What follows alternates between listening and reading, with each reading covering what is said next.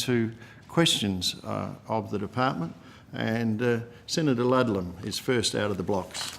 Thanks very much, Chair. Welcome back, Dr. Patterson.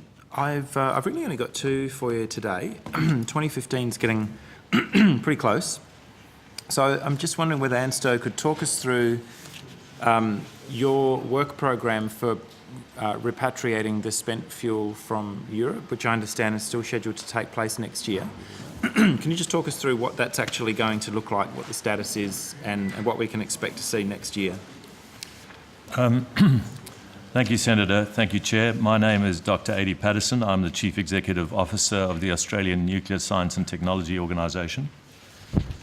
In respect of the return of the spent fuel waste from France, the planning has been ongoing for some time, and we've regularly briefed this committee on the general outline of the plan, and that remains that during the latter part of 2015, the waste will be loaded onto a ship in France, returned to Australia, where it will arrive either during 2015 or in early 2016, and then it will be transported to Lucas Heights, where it will be stored in an interim store, which is currently under construction. Thank you. And the entire inventory of Australian obligated material would all be returned in the one shipment?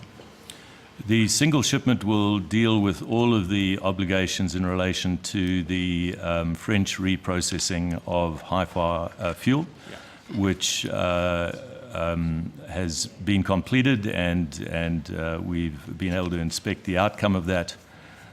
Those inspections have been completely satisfactory, and obviously, as you've indicated, we're now in a process of detailed planning of the shipment phase and the construction of the interim waste store. The concrete slab has indeed been thrown, and the steel work is being transported to the site at the moment. That is undertaken under the auspices of ARPANSA as our regulator. Yep. And they indeed some time ago granted a construction license for the facility, and the current program for the construction is on schedule. Great, okay, thank you. So the shipment at the end of 2015, or sounds like it might be in transit until early 2016, that's all of the material from France. Is there any material left over from anywhere else, from the old Dunray plant or anywhere else in Europe? Thank you for the question, Senator. The 51 cement overpacks that are stored at Dunray have been the subject of a negotiation with agencies of the UK government. We felt it would be appropriate and propitious to seek to reduce the total volume of waste that would be returned to Australia. This would obviously have a positive impact on the life cycle cost of managing that waste, including its tenure in the National Waste Store, which is still to be constructed. And therefore, we were able to secure earlier this year, with the agreement of the relevant agencies in the UK, what is called an activity swap, and we will therefore be returning from the UK a substantially reduced volume of waste, which we believe will probably be in a single cask of an identical type to the two casks which will come back from France. This is beneficial for a number of reasons, is that those casks are licensed for interim storage for long periods of time. The total volume of waste is reduced, therefore the overall cost has been substantially reduced.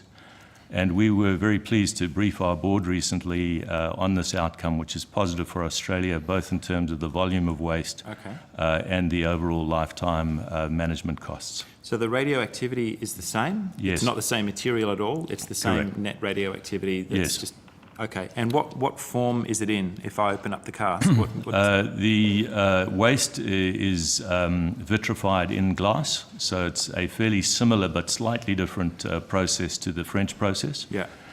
And it is stored in the same configuration in the casks. And the casks are already certified in many jurisdictions globally for their safety and resilience, both in the transport setting and in the storage setting. It's just standard gear. How long are they licensed for? The full duration of the licence is of the order of 40 years, but I'll take it on notice so that we give you a full answer on that. Thanks. One other, if you might take on notice, I don't imagine you've got this with you, but the total activity of what's contained within those two shipments might be helpful as well. We'll be very happy to provide that. Okay. And just finally on this one, security for the transit, I'm presuming you bring it in through Port Botany or somewhere. How is the material safeguarded between the port and the interim store in Sutherland? As is the usual practice with these transshipments, there is a security planning protocol in place. We work with all the relevant agencies in order for them to understand what the shipment process is, the timing of the shipment and the appropriate arrangements for security. I recently had a briefing on this, and I am satisfied that the maturity of the security planning is appropriate for this current period in which we're operating. But just to be specific, I know you're not going to want to be too specific, there's no rail link out to the site, so presumably it's just a couple of road trains with these caskets on the back. I think that's a good summary. Yeah, thank you. And just finally, the Dunray shipment, the one casket that's to follow, is that anticipated for 2016? The shipment will take place now from Sellafield because the activities swap has denominated the activity that is to be transported to Australia is at the Sellafield facility. Yep.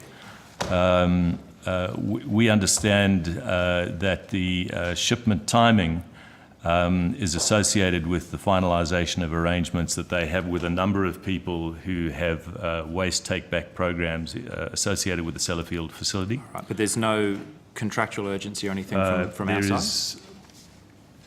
There is no contractual urgency, rather the opposite. We wanted to retain the spirit of the, and in fact the detailed wording of the agreement signed between the Australian government and the UK government, which envisages that the waste will be returned to a final store. So we are aiming to be true to that agreement and working closely with our colleagues who are developing the planning for the National Waste Repository and Store. So that we will be able to transport the UK waste return directly to the established National Waste Repository and Store. That would be the most beneficial outcome, both from a cost perspective and from meeting our international obligations. Okay, so there's no theoretical, like that could spool out for a couple of years if needs be? We have deliberately, working closely with our colleagues in the UK, not established a firm timeline for the return of that waste. All right, thank you. So what you end up with is you said you've put the slab down already, the steelwork's on its way. You end up with a shed with a caster inside it, or there'll be two.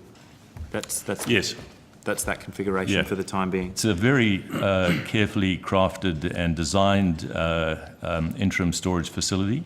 And it's been designed also because of our interest in best utilisation of funding in this regard, that it can be repurposed in the future when the National Waste Repository and Store is constructed. All right, thank you very much.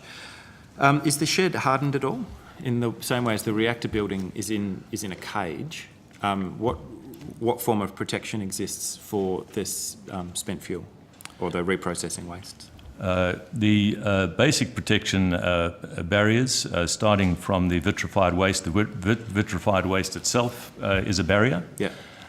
You then have the steel inserts in the cask which contain the vitrified waste. You then have the steel cask itself with its design capability, which includes the level of security that is required for that amount of activity. That's the basis on which they're certified internationally, and we are confident that those barriers are sufficient to protect the facility from any plausible situation. So the shed itself is just weatherproofing, the shed's not hardened? I don't think that anybody storing waste of this type under these conditions is hardening the basic facility. That's right, it's just worth checking. Okay, so just one final one from me on notice. I don't think you have this with you. Could you table a record for us of all the mineralised ore products, so whether it be uranium, mineral sands, rare earth elements processed and stored on site. Understand there's a variety of reasons why different people would bring such material to your site, but if you could just detail the nature and the source of the product, and particularly the volumes and the type of material that's there. Senator, if I could ask a question of clarification. Sure. I don't understand the concept of mineralised. Or products that might result in mining or mineral processing. So, in other words, a product that has been mined and has been transported to ANSTO for the purpose of research.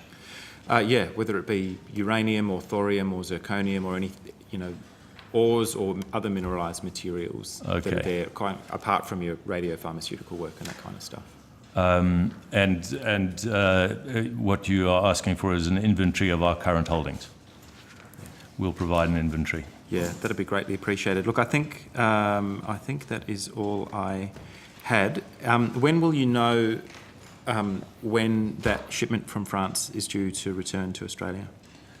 The detailed timing in relation to the shipment is normally maintained as confidential so that the appropriate security arrangements can be effected. And so we are happy to declare that it will be in the latter half of 2015 or early 2016. I think that's the appropriate level of information to provide. Okay, and you're confident that'll be safe there for the time being? We believe that the history and experience of the storage of reprocessed materials globally is excellent. We are confident it'll be safe and that there is no conceivable event that we have evaluated that would cause a risk to the people of Australia or the environment. Thanks, Dr. Patterson. I'll leave it there. Thank you. Thank you. Senator Carr, do you want to? I will. Just. Okay. Well, I'll go back to Senator Canavan in a minute. Sorry. Okay. Well, no worries. We didn't call this agency, but there's always a